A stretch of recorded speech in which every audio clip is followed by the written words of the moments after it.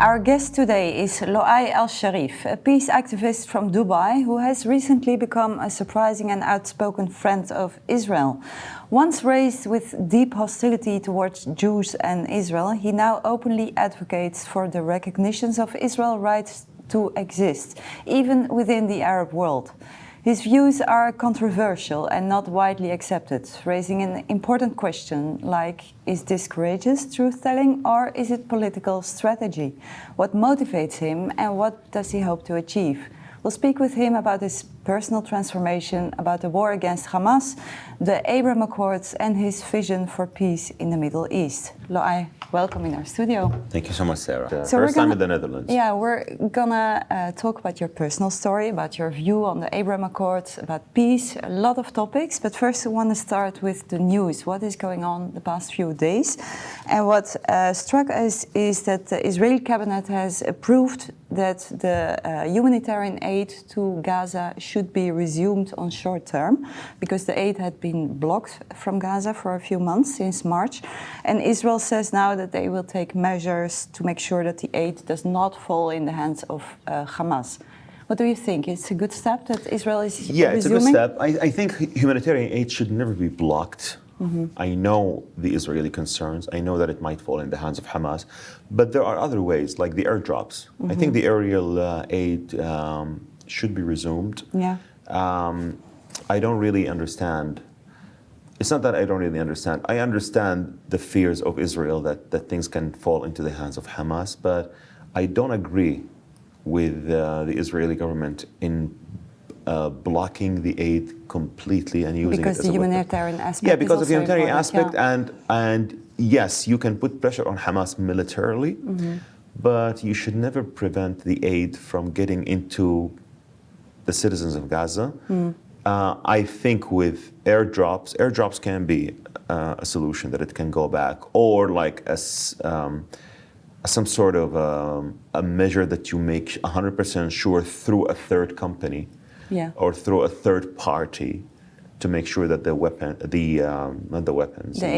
aid doesn't go to Hamas. Yeah, very clear. And it's a good step, we think. The It's United Arab Emirates foreign minister, and correct me if I pronounce it wrong, but his name is Sheikh Abdullah bin Zayed Al Nahyan. Sheikh Abdullah bin Zayed, yes. He said in an interview that the goals in Gaza should be first getting the hostages out, and we need calm in Gaza. We need an authority that is not Hamas, that controls Gaza, and that the humanitarian support must go hand in hand with the political transformation. So he has specific views about what should happen in Gaza. Do you agree with him? That's what we've been saying for the past 17 months. That's, by the way, that's a brave statement from a brave person. Why is it brave? Because not many Arab ministers said that, clearly. I'll be very blunt. Not many Arab ministers said, get the hostages out. No. No one said Hamas should be out of the picture for the next period or for the next post-war period. No one said that explicitly. Because? I've read. I'll tell you my opinion. I know that so many governments are against Bibi. I totally Netanyahu. I totally understand that. But getting the hostages out and pointing fingers at those who started this war should be a moral clarity. And I really applaud for Sheikh Abdullah for saying this clearly. And this is what humanity demands, by the way, getting the hostages out, because this war started when Hamas decided to invade Israel, decided to take people from a rave as hostages. It did not attack military bases, military compounds alone. It went to music festivals, it went to the kibbutzim, to villages. I went myself and I saw the horrors of Hamas in Kibbutz Be'eri. Yeah, we're going to come to that also. Yeah, later. so it's like, this is the right statement from a very rightful minister. Yeah. And he hit the nail on the head. Yeah, we also see that also in the Netherlands, the topic raises many emotions. Last Sunday there was a big demonstration in The Hague. About more than 100,000 people attended, and their message to the Dutch government was that they wanted to draw a red line, actually to say to the government, you should be more harsh to Israel, so that they would stop the war in Gaza. So what I would really like to ask those protesters or those people who made such demands, why don't they put the pressure on the party that started this war? People tend to forget that in history you cannot ask the party that didn't start the war to end the war. The ones who started this war were Hamas. So Hamas started this war, the pressure should be on Hamas. I am for ending this war. It's an ugly war. It's a war that is making lots of people die. But let's not forget, it's a war that Hamas started, that Israel didn't ask for, didn't want. And it was a suicidal war by Hamas. And by the way, Hamas leaders, they don't care about their people. They consider their people's lives as tactical losses. So those people should be demonstrating against Hamas. They should put the pressure on Hamas. They should put the pressure on those useful idiots in Europe. Are you surprised that they're not standing up against Hamas? Yeah, I think they are thinking that they are doing the right thing because they know that Israel is a democracy that would not take their, take their demands as, they would take their demands as, this is like freedom of speech and things like that. But I think that they are not fully aware of the dynamics in the Middle East, and they don't really understand how things go. The real pressure should be on Hamas. Hamas started this war. Hamas can end this war yesterday. They just have to release the hostages, disarm, and leave. Israel or any other state would not be stupid to allow a militia on its borders that promised to repeat October 7 again and again and again. Imagine if there was a militia that went to the United Arab Emirates or Saudi Arabia and killed, so the population of United Arab Emirates is 85,000 kilometers, but it's like 10 million people. And the population of Saudi Arabia is 30 million people. Imagine if a militia went to Saudi Arabia or in Israel and they killed Saudi Arabia or the UAE and they killed 2,500 people. You wouldn't accept. Or 3,000 people, or 3,500 based on the proportions, things that had happened in Israel. Imagine that a militia that did so is not completely destroyed and it would be allowed to rearm again. No one would accept that. No one would accept that. And Israel will not accept that because Israel now is fighting for its life. Yeah. Let's talk about you personally, because you were raised in Saudi Arabia with Jeddah. deep Islamic convictions. What changed your heart from hostility toward the Jewish people to love and respect them? By the way, not to the Jewish people alone, also to people like yourself, Christians. Yeah, Christians. So Jews first, Christians second, Yeah, what made a change in your thoughts? I do remember I called the Christians when I was young what we were told to call the Crusades. The Crusaders. The Crusaders, yeah. الصليبيين. Not Christians المسيحيين, الصليبيين, the Crusaders. So the mentality of the 12th century, I would say, the times of King Philip and King Richard Lionheart and Saladin and Nuruddin Zinki. I do remember this was the terminology that we were using in the schools of Tahfidh. So what did you say about Jews back then? Jews back then, children of apes and monkeys, the enemies of God, the enemies of Muslims. Those who don't respect God, those who violated the law against Moses, those who don't deserve to be alive. Yeah, of course, but this is what we were indoctrinated with. This is what you know. Yeah. The real change of heart, or the real, how to say this, the real awakening happened in Paris, France, when I signed up for a homestay program with a Jewish family. And the rest is history. But this was the real pivotal point. You stayed with a Jewish family in France? For the first time. Did you know that you were going to stay there? It was not actually known to me that they would be Jewish. They would be French, but Jewish, no. And that was my first encounter. So what happened? Sarah, many people who hate Jews haven't met a Jew in their life. Many of those who hate Israelis haven't met an Israeli in their life. Religious hate is lethal. Religious hate is dangerous. Religious hate would end in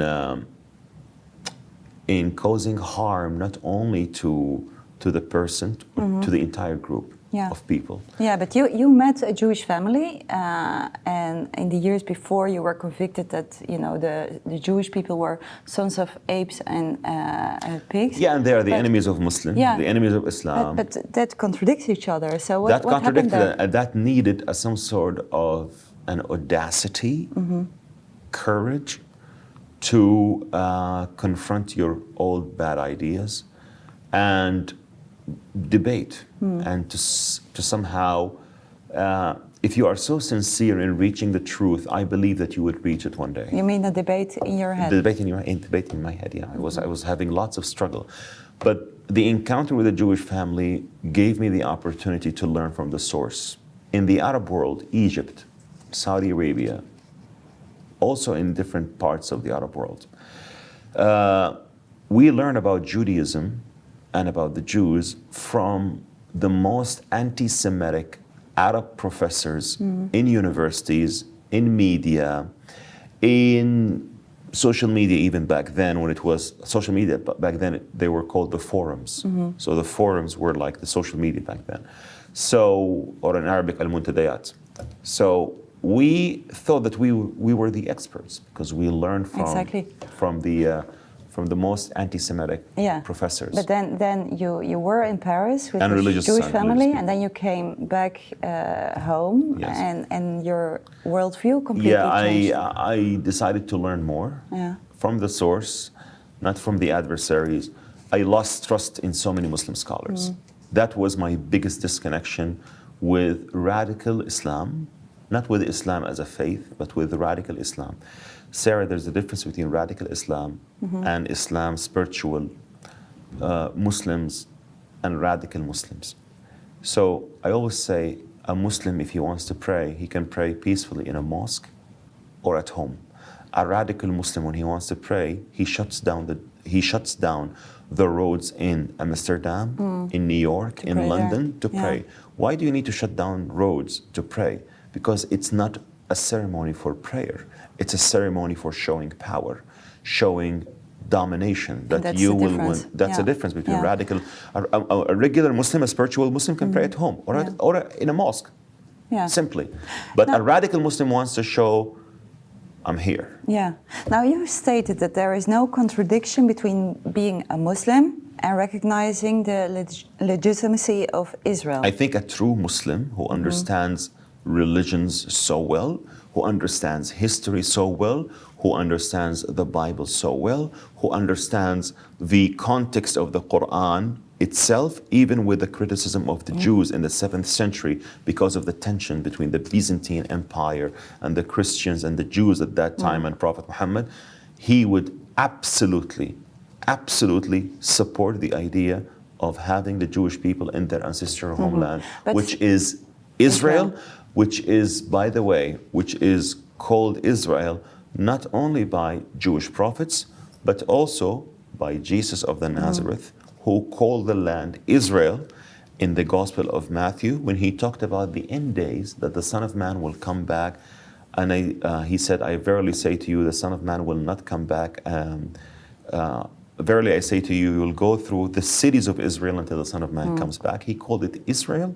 And there are millions of Muslims who are named Isa, Jesus, which is Jesus. And they say a true Muslim would not call the land Israel.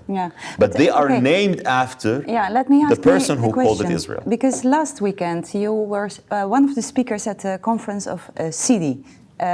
Protesters were gathering outside and they called you an infidel. So we're now in the same. Supporting Israel. We're now in the same club. Yeah. So how do you respond to them? So I don't take it. You know why I don't take it heavy on me? Because one day I was in their shoes. I know how they think. I have the keys to dismantle the hate. I was not offended. Did you give them the keys? I gave them the keys when they shouted at me and they said, Free Palestine. I said, I absolutely agree with that. Free Palestine from Hamas. That is the right thing to say. And of course, if those protesters want to have a dialogue, want to listen, I would be more than happy to talk with them. But usually, the pro-Palestine, not the pro-Palestine, the pro-Hamas supporters or protesters. They don't really want to talk. They want to shout, intimidate. They can intimidate white, European, American Gen Zs. They can intimidate white Westerner, but they cannot intimidate an Arab Muslim who was once in their shoes, defeated the hate with knowledge, facts, and the truth. They cannot intimidate a person like me. No. I became invincible because I know Islam inside out. But still, it touches you inside. If somebody calls you an infidel, it's not really a fun feeling. Yeah, but it was like, I was like, I'm so sure the protesters would not be able to read one page of the Quran without making a mistake. To me, I memorized the Quran at the age of 17. So I don't think I'm an infidel, but I'm just saying that they are so angry, they have no common sense, no knowledge, and if they are willing to listen, I will be more than happy to discuss it with them, especially that they know very well that I know Islam inside. Sarah, I know Islam inside out. I'm not bragging. This is the fact. I know it very well. So I can absolutely debunk their lies and misinformation. Okay, so you've been in Israel also after October 7th. You visited sites like Kfar Aza, Kibbutz Be'eri, as you just mentioned, and you even produced a documentary on the October 7th massacre in Arabic. What was your goal about showing the Arab world what happened on October 7th? That's a very good question. I have two types of audiences, or three types, I would say. English-speaking, Arabic-speaking, Hebrew-speaking. Hebrew-speaking. So the Hebrew-speaking and the English-speakings are overlapped. So mainly, let's say, English-speaking. An Arab-speaking audience deserve to also learn more about the truth that is kept away from them in the Arab media. So what did you tell them? So I told them that this war really started on October 7 when Hamas decided to invade Israel. I explained the difference between what they have in mind when it comes to occupation. Let me just explain on this. In the Arab media, they say the occupying Israeli army, جيش الاحتلال الإسرائيلي. What do they mean by that? Occupying. In the Arab mentality, all the land of Canaan or British Mandate Palestine is occupied. In the international law, the occupation or the disputed lands are the West Bank and Gaza. Yeah. But that is not the mentality in the Arab media when they talk about so-called occupation. So they really want to end, when they say they want to end the occupation, they want to annihilate Israel. From the river to the sea. If you push them hard, they would say, no, we want the two states. I know the tactics very well. I know the openly evasive dialogues that run in Arab media. Tell me something about that. What kind of dialogues? So, for example, I just told you, so when they say, as long as there is an occupation, resistance is justified. So you explain to them that Hamas invaded parts in Israel that, according to the international law, it is not a Palestinian territory. It is an Israeli land, even according to the international law that you always say, الشرعية الدولية, or the international court or the international law, according to the international law. So Hamas invaded parts of Israel, not a Palestinian territory or a disputed land. But in the Arab media, so many Arab media channels, when they talk about the occupation, they really mean all the land of British Mandate Palestine is occupied. And then just the resistance is justified. What kind of resistance, Sarah?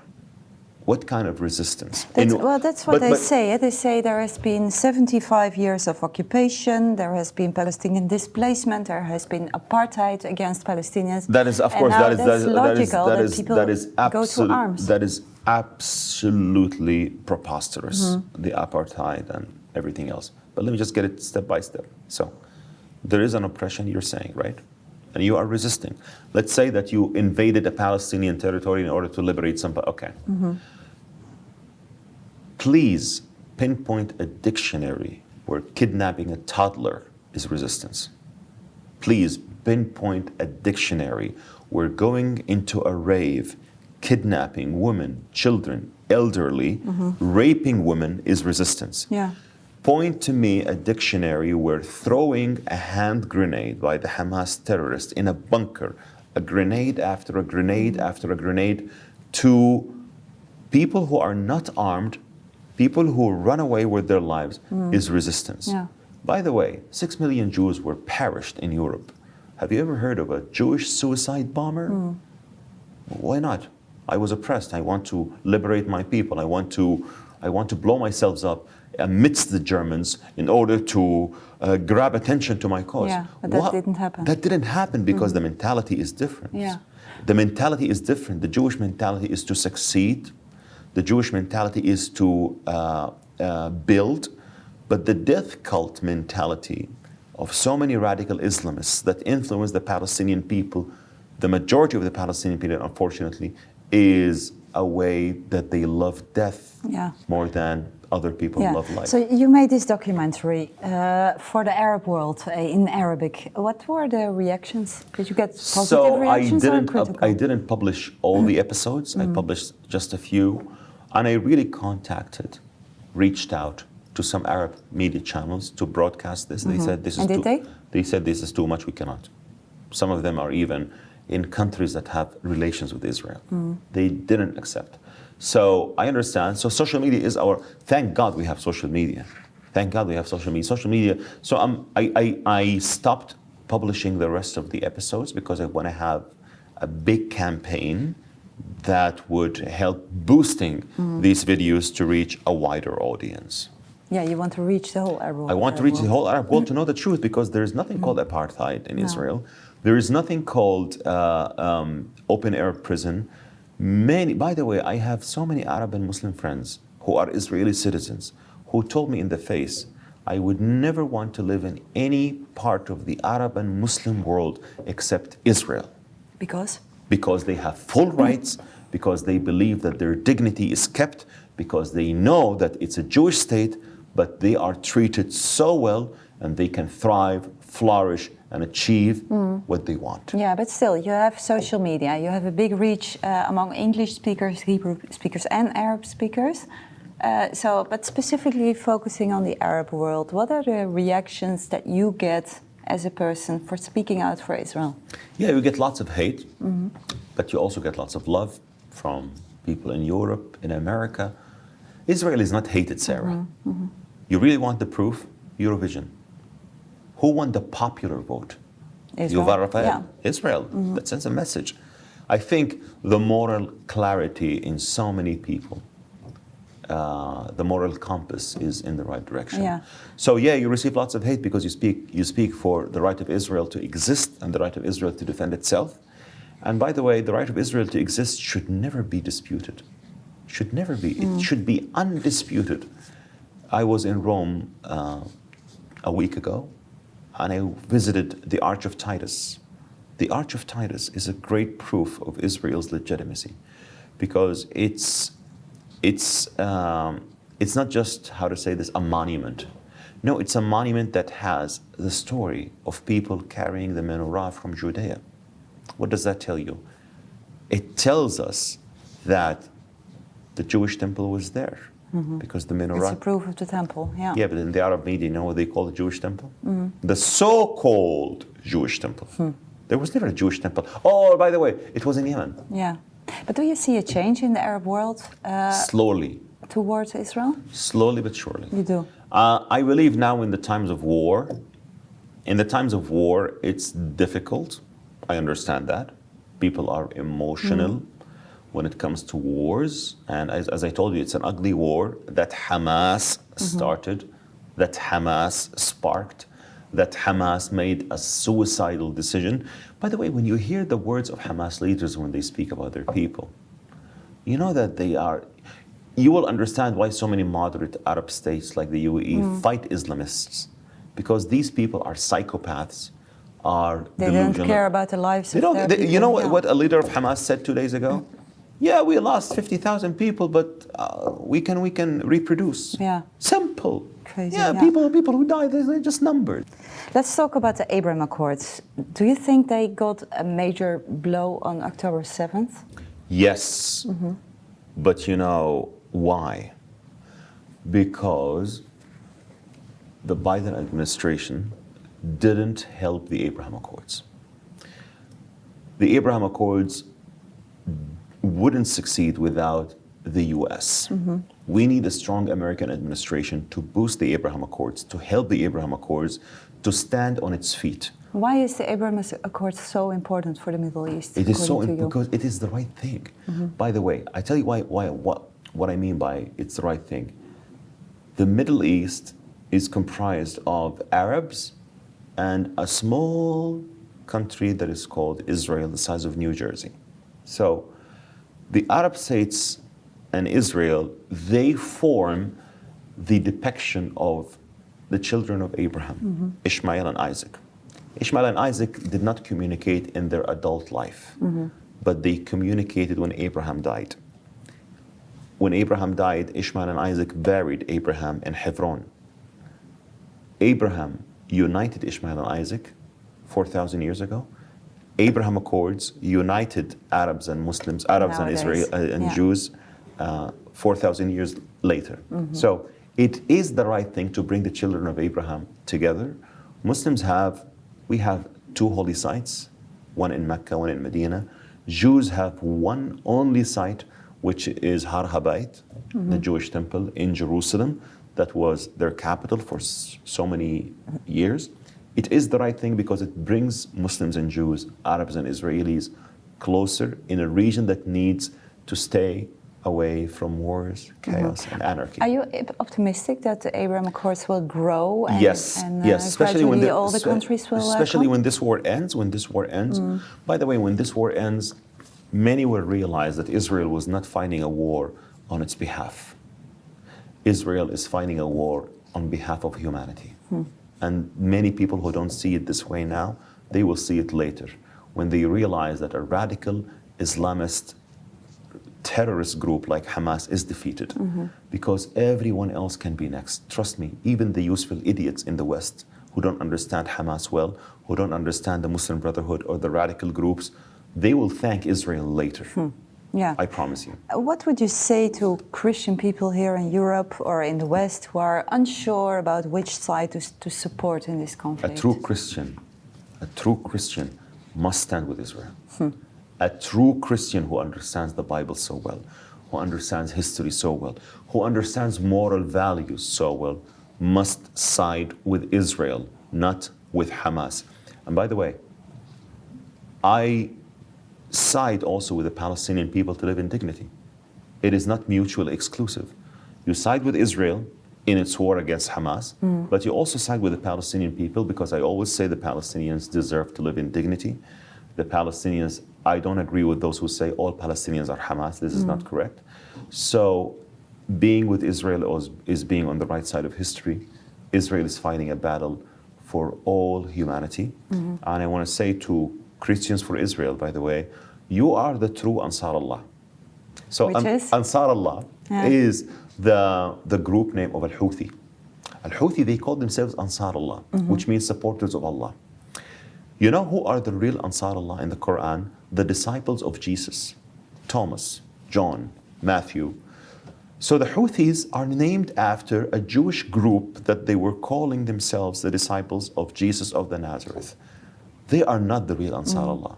Christians for Israel and evangelicals and those who support the Jewish state are the real Ansar Allah. Loay Alshareef, thank you very much for coming here. Thank you so much. A real pleasure. Thank you. And thank you for watching our show. Keep updated about the work of Christians for Israel. Go to our website, c4israel.org. Thanks again for watching and goodbye.